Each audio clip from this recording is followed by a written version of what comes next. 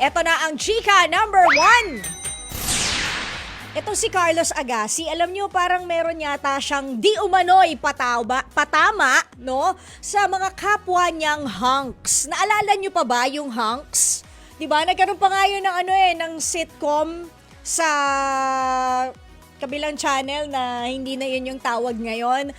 Pero, fast forward sa ngayon, pinagkumpulan kasi ng mga marites sa social media yung naging sagot ni Carlos Agassi nang may nagtanong sa kanya tungkol sa kapwa niya hunks. So, yung hunks nga kasi, di ba, nabuo yun dahil naman kabilang sila sa ASAP before, hindi ba? So, those were, the more collagen years of of Carlos, Piolo, Dieter, and Bernard at ni Jericho. Pero yun nga, ang tanong kasi sa kanya ng isang netizen is nagkikita pa ba kayo ng hunks or ng ibang artista na matagal mong nakasama at nakatrabaho? Naku, makimarites na nga lang tayo sa sagot ni Carlos at kayo na ang humusga. Pasok!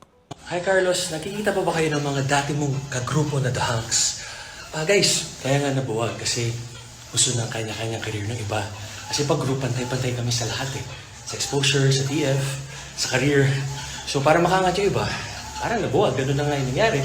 And then wala na talaga. Kahit napilayan ako, wala nag-check sa akin. Pero hindi masama yun, okay lang, ganun talaga ang buhay eh. Naalala ko nga, nasa States ako, may magko-concert, babayaran raw nila ako para mag-kiss. Hindi, brother kita, kuya ko kayo lahat, ako pinakabata eh. Tara, walang bayad. I'll do it for you, my bro.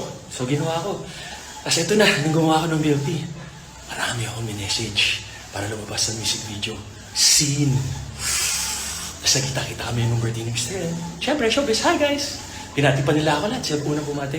Sabi ni Sharita, ibang-iba talaga sa showbiz at real life. Ganun talaga ang buhay, guys. Pero hindi masama yun. Ganun talaga yun. That's life. Di ba? Kung baga makakakompetensya kami, ayaw nila makabalik ako. So, tama kayo, mali ako. Walang hatred, that's just love. I'm not your dog. Hi, Carlos.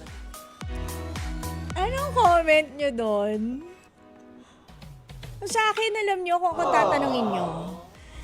If you sent that message on Messenger, there is really a big chance na hindi ka sasagutin. Kasi Messenger yan. Hindi lang naman ikaw ang nagme-message sa Messenger ng isang celebrity. Kung real friends mo sila, I'm sure you still have their numbers. Why don't you give them a call? Instead of, alam mo yon, parang if you say that there's no hatred, just love, dapat kahit papano, hindi mo muna yun itinanim. Not unless you tried, aside from messaging and yung na-scene zone ka, sinubukan mong i-message sila or better, tawagan mo sa telepono, tawagan mo sa cellphone nila para lumabas sa MTV mo. Doon sa music video ng milk tea mo. 'Di ba? Imbis na nagtampo ka agad, sana mas maganda siguro kung nag-try ka ulit. Instead of, itatanim mo yun agad na astampo. And yes, that is life. Totoo yan, di ba?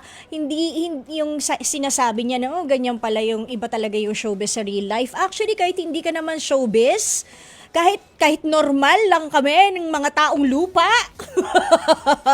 nangyayari naman yung plastikan, di ba? Diba?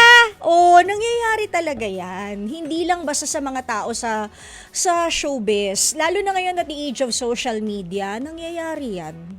So, yun lang. There is a part of me that feels bad for Carlos, but there is also a part of me na siguro he can do better sa ibang aspects na sinabi niya. But then again, sino ba naman ako?